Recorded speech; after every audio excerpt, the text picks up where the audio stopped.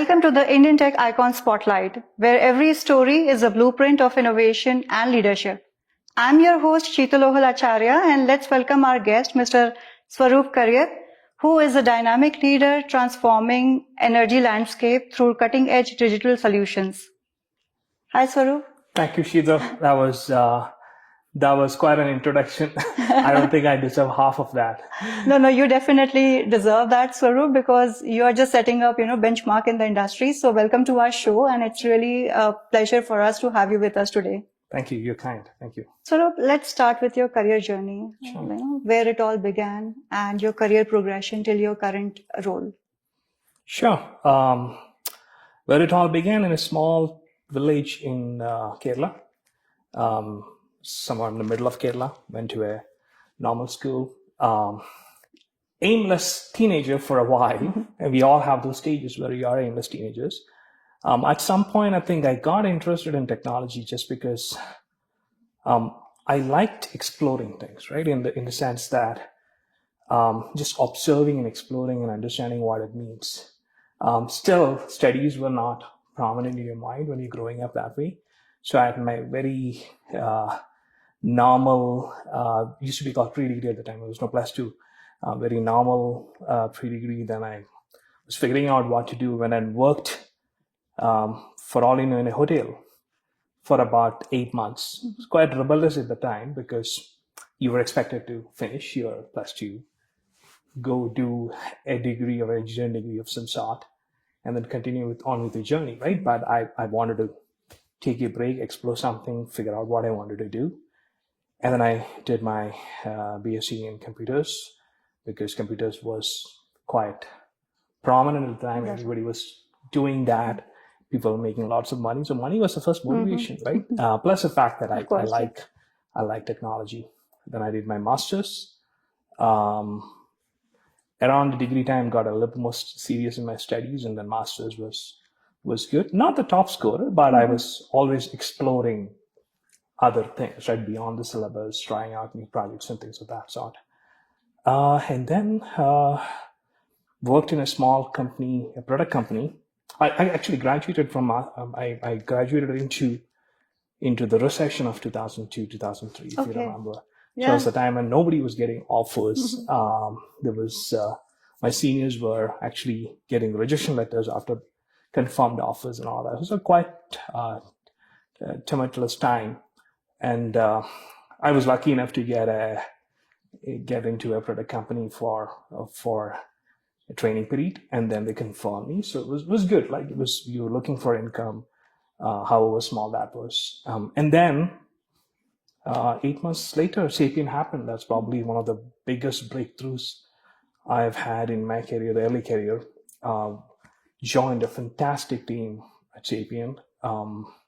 We're doing an energy project for a big company in Canada. And that was a project for 3 years, custom development, enjoyed a lot. And then I moved to Toronto with Sapient, continued there for about 2 years. Moved to Calgary when Sapient was setting up office here. I probably would have been first or second employee. I can't remember. I think the first person was Bill Sykes. No, actually, I was the first one. Bill joined formally a couple of months later as a VP of Business Development, and I was a developer at the time, right? I was a senior associate at the time.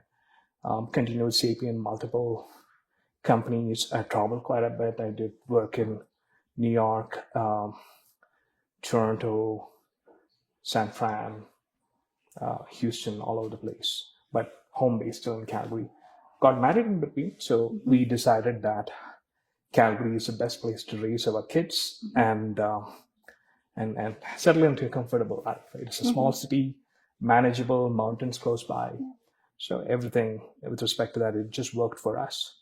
Yeah, and then after 17 years at Sapient, I quit for a little bit, did some independent contracting exploration work. Then I've been with IBM for about 4 years as an associate partner for energy, environment, and utility. So anything energy, but a lot on the utility side, mostly power utility side. So that's what I do now. That's a wonderful journey and kind of enriching experience you have. Now let's talk about your current role, Swaroop. What are Sure. your day-to-day responsibilities and how does the usual workday look like for you? Usual work day. My daughters will tell me it's a lot of meetings. But it's I work with a lot of the energy and utilities clients in a couple of different sort of capacities. One is if we have ongoing delivery work that we've committed to in any of those clients, making sure that there is an escalation path and making sure the delivery is happening well, and we kind of living up to the client expectations and the client satisfaction in those engagements.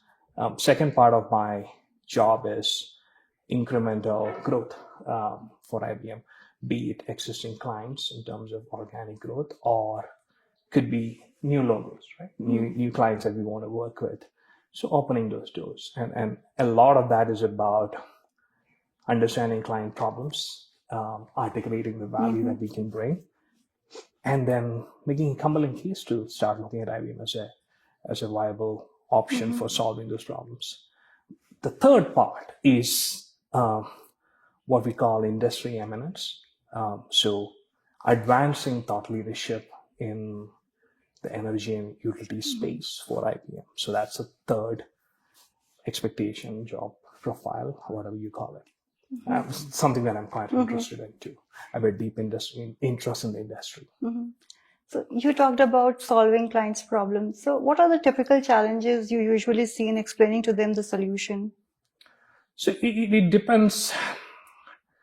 It depends from client to client to client, right? It's also all unique problems many of the times, but underlying every problem is either operational efficiency, it's customer satisfaction, customer retain, the ability to retain customers, and then fundamentally transforming the business to achieve those efficiencies. So when you say operational efficiency, is not just the dollars and the projects that they do, it's also people productivity. So a lot of angles come out of that, but at the highest level, it is really that, right? And each client struggles with a different problem.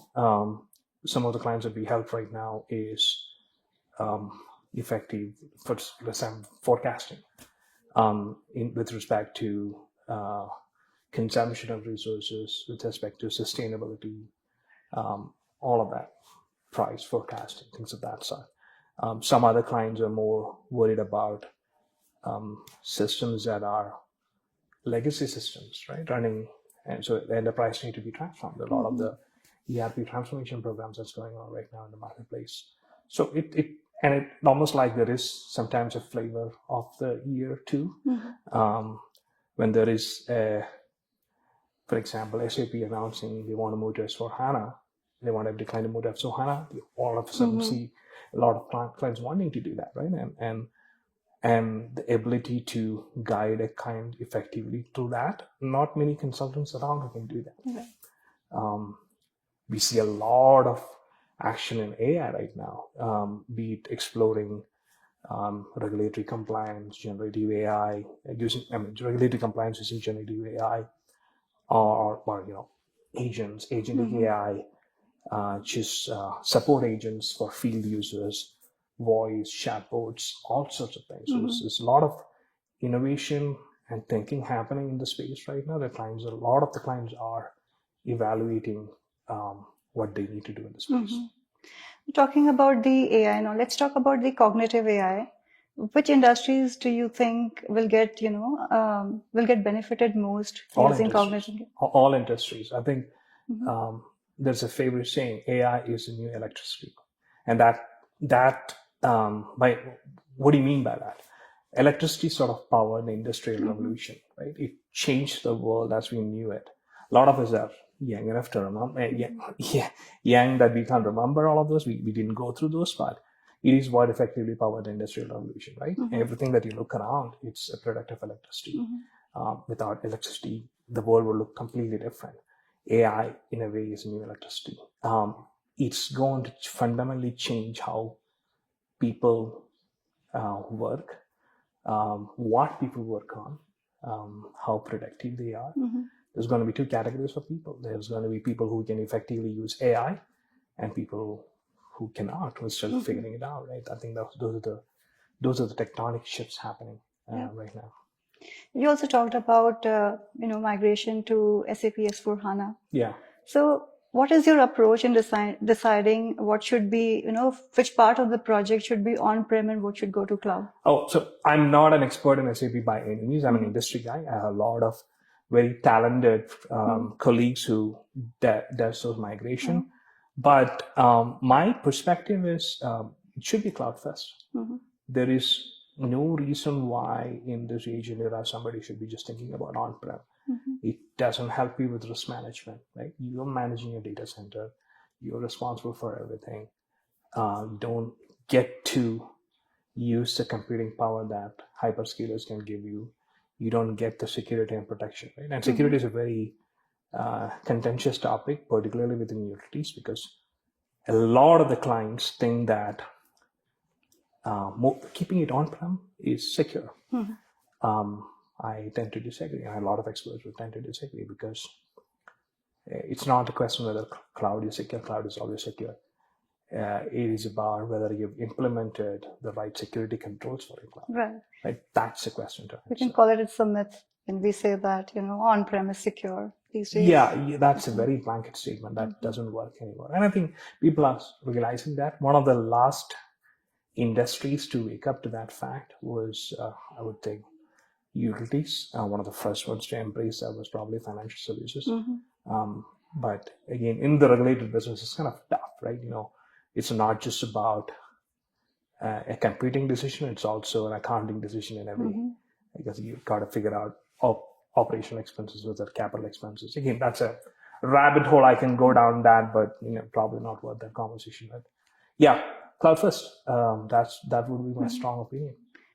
Swaroop, let's talk about your team. You mentioned you have a team who manages the technical side, and obviously you will have the entire team managing a certain project. Correct. So what are the core qualities that you look for in your team members other than the technical skill sets? Yeah. Perseverance, grit. What I mean by that is being able to push through and struggle through a problem and get to the solution. Good attitude to learn, always learning, and open to learning. Client focus, as in you're laser focused on what the client's desired outcomes are and how you can enable that. How each action that you take counts to that. Because in the consulting industry, if you don't have a client that is satisfied, that's sort of end game for you, right? Not only that, we all are, what do you get up in the morning, right? You have to make the world a better place. And in our chosen field in consulting, what you can impact is your client's life, right? And not just the business outcomes, but also individually for them, because each client is taking a bet on you, saying that I'm going to work with you and I'm going to put my personal reputation, my professional credibility on the line to work with you. So it's up to us to make sure that that's maintained. So that's and then, just be a nice person to everybody in the team, right? I have zero tolerance for politics. Not that it happens, and most organizations it doesn't, but there are organizations where it happens. Be just open and approachable, and do the best for your team. That's all you need. Collectively, we do well when you do that. So people management is one of the difficult skill sets, right? Absolutely. So how do you manage, or what's your approach in managing conflicts within your team? Be really, really candidly open. Keep titles out, right? So you can't say, "Oh, I'm this guy. I'm going to go figure out what's wrong with the team." Right? Listen first. Have an open mind. Listen to the concerns, constraints. Solicit opinions, because everybody will have an opinion. It will count towards a final outcome. Some will get discounted and discarded along the way, but still, the solution lies within the team. You don't need to invent something. As a leader, what you need to do is to enable the right culture so that this team can solve it. So yeah, openness, and cultivating the culture of attacking the problem without titles, and cultivating the culture of being honest and constructive. Open doesn't mean that you can just trash anybody, right? Open means that you're being constructive in your feedback. You're being constructive in looking at the problem, and you're being very, you're not opinionated in looking at the problem in a way that it closes you from all other opinions. Right? So that's what's important. Right. And then you have managed multiple teams across different locations. Yeah. You have managed multiple projects. How do you think your role as a leader has evolved all those years? The way you get more responsibilities is by demonstrating competency in the current role and then potential for future roles, right? And so its fundamental is like leadership is about empathy, leadership is about courage. So if people see, and I think what helped me is the fact that I was empathetic and had good listening skills and good problem solving skills. I could get along with people, and I cared for people. That was a big factor. I care for the client, which is fundamental across, right? So I had a lot of good mentors who corrected you when you did a misstep or patiently guided you the right way. That's has to be there in every professional's life. My approach to leadership through the years, it's kind of remained unchanged. Be humble. You're not the smartest guy in the room. Leadership doesn't mean that you're the smartest guy in the room. Often you're not. The best thing that you can do is have good listening skills and ask the right questions to the team so that they can come up with the best solutions and the creative solutions, and give credit where it's due. Don't say that my team solved it, right? Or I solved it with my team. Say that my team solved it. And these are the people who deserve the credit. So that's likely my style. Yeah, that's a wonderful perspective. Now, there's one question which I, love to ask to every leader about the time management. With all the competing priorities, how do you prioritize your tasks? What's your approach, or what's your, framework in deciding?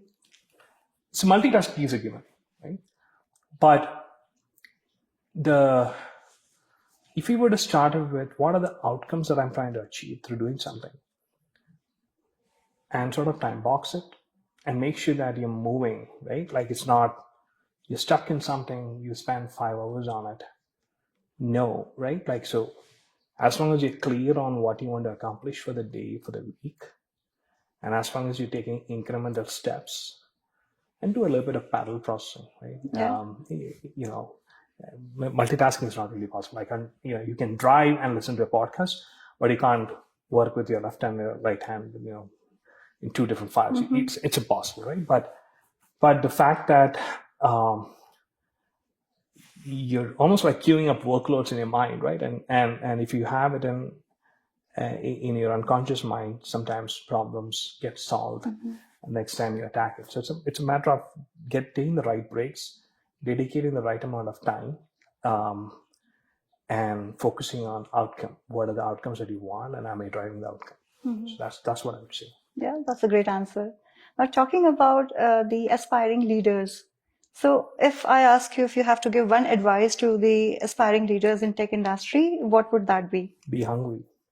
Hungry for work, hungry to learn. Hungry to learn, hungry for success, hungry for making people around you successful, hungry for making your clients successful, hungry and humble.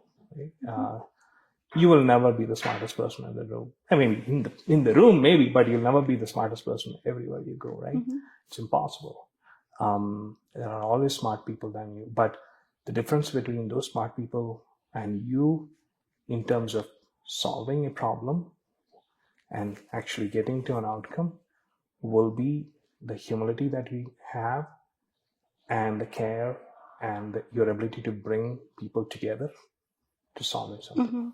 Those are all wonderful takeaways, and thank you for sharing that with us. You're welcome. Now, sort of let's, rewind the clock a little bit, and we would like to go back to your early days. Sure. Like, let's talk about your hometown, where you were born and brought up, and what are the values from your childhood that you still carry with you in your career? That's a tricky question. Yeah. Sometimes a lot of those things are subconscious. You don't know it because you're sort of embedded into it through while you're growing up. I grew up in a small village, and I used to stay very close to my grandparents. They had an acreage, multiple animals, agriculture. So my childhood was filled with interaction with animals, and then there was a lot of trees and fruits and all that. So, eating those, climbing mango trees and eating mangoes on the tree, things of that sort, right? Pleasant. So if I were to say, what are the values? I also grew up as I said, like we had agriculture, and a lot of people used to come and farm for us, farm laborers and all that. So I've seen a lot of hard work, and people making ends meet just by, sheer hard work. And my own grandparents were very hardworking. They had the means to live well, but they were still very hardworking. So number one is hard work. Number two, I think in a way, humility was a part of that. I spent a lot of time with my great grandfather, believe it or not, when I was in the impressionable age of 5 to 10 years, I think. Maybe not quite 10 years. He was quite old by the time, but growing up quite a bit of time with him. And he was a towering figure, very capable person, but he was also very humble, right? Very helping and very humble. So that was the second. And third is be mindful of your resources and use them well. He used to say to me, if you put something on a plate to eat it, don't waste it. Eat as much as you want, right? But don't take more than you need, right? So there's a very valuable lesson there. It's about, there might be plentiful of things that you have access to, you have available, but just because you have access to it, don't feel entitled to use it and throw the remaining, right? There's a lot of people still wanting those resources, so use them well. That's probably the third one. So your journey has been incredible, and thank you for sharing all those meaningful insights from your early days. Now, let's talk a bit about your education, Swaroop. Sure. You mentioned you did BSc and then you did your master's. Yeah. I mean, I did a few degrees. I did, when you finish +2, you need to have good grades and you have to have a good understanding of what you studied to be able to do something meaningful, right? I did not have that because I was busy doing other things, random things. A lot of kids, a lot of kids might identify with me, but I wasn't serious about my studies at all, or my life at all during those periods. Then I had to try to get somewhere. I got, thankfully, I got an admission to a computer science course, a BSc course, and that's kind of what my start was. And that was, once I started it, I started really liking it, right? So that's when I started focusing a lot more on studies, but I was never the studious type. It was not like books and all of that. It was just going around and having fun and, lots of friends and all that. And I was still there. I did my master's in Bangalore with Christ University. Once I came to Calgary, I actually did an executive MBA program. Oh, nice. Yeah, so it was, again, phenomenal experience. It was about 10 years ago, but full-time working, but at the same time, the intensity of a full-time course for a period of 2 years. That was quite stressful, but I thoroughly enjoyed it, right? And that was, again, not the bookish, studious type. That's not what you want in those courses. It was more interactions, collaboration, exchange and sharing of knowledge, etc. Then in 2020, I actually did a postgraduate program from Caltech in cloud computing. You did quite a lot. Yeah, I mean, that's one of the things, right? I've always enjoyed studying. Well, not initially. In the last part, not initially, never initially. But so I've always enjoyed studying. I always still spend some time learning new things. I haven't done it in a while, but at least 3 years ago, I was still learning Python and coding and things of that sort. So I like all of that. But right now, time is limited. Yeah. I have two small kids, and they take a lot of my time. So it's not always possible. Yeah, and that's wonderful. Now, talking about kids, let's talk about your family. We would Sure. love to know who all are the key members in your family. Yeah, I mean, here my wife, Preeta, she works for a law firm. She's a patent agent, so intellectual property. She's an engineer, but she's a patent agent who helps clients with patent applications and things of that sort. Rhea, my eldest 13-year-old daughter, she's in grade 7, just finishing up her grade 7 exams now, final exams now. And Gia, she is 5-year-old, 5.5. She's in kindergarten. So that's my immediate family. Back in India, my other family is in India. Back in India, I have my mother. My dad passed away, unfortunately, in 2021. And I have a brother in India, a younger brother, and my wife has both their parents pretty close by in India where my parents are, or my mother is, and my wife's brother is in San Fran. So yeah, that's a small family, but big family though, because my dad had 6 brothers and 1 sister. Well, the extended So family. each of them multiplied by 2. That's like 16 people in the 16 cousins on one side, then another 7 or 8 on the other side. Right? So that's a big family. So how often you visit India? I try to go every couple of years, but it's becoming harder now. Yeah. Because you can't go to India for like 2 weeks. You need to go to India for like at least At least a 4 month. weeks. At least 4 weeks. So Agree. taking that time out is big. It's a bit harder. Kids are growing up. They have their exams. So the last time I was there was in 2023, but I want to go, if not this year, next year for sure. Yeah. That's I still great. love going there. I still love spending time there. Swaroop, thank you for sharing your incredible journey with us. And we're almost nearing end of our wonderful discussion. And at the end, we have one round called as the rapid fire round, Sure. where I would be asking you some questions and I'll be expecting some quick answers from you. We'll try. Good luck. Ready? Sure. Okay. Android or iOS?